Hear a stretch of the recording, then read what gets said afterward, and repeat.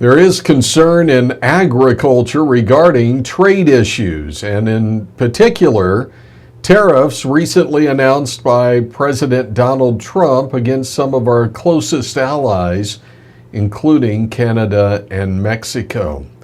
How is it affecting the cattle market and exports? Dr. Jim Robb is the director of the Livestock Marketing Association. He explains.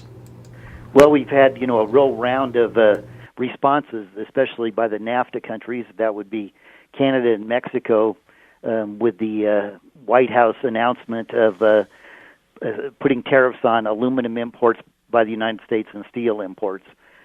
Canada, even though there's a lot of rhetoric there, not a lot of direct impacts in terms of their retaliation at this point in terms of the meat marketplace, and specifically not with respect to the beef marketplace.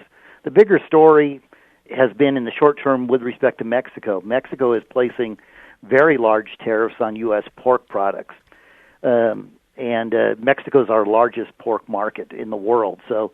And that means that we're going to have more trouble exporting to Mexico. The prices will be higher for Mexican buyers, and that's raised a lot of concern, along with the overall rhetoric in the marketplace, where we are very dependent on exports across the board.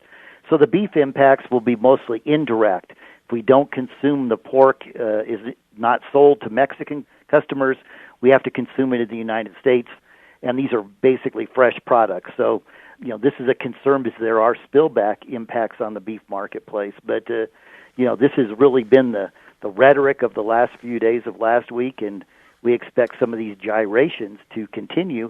And we've seen most of the volatility, especially in the futures market as opposed to the cash market, at least so far.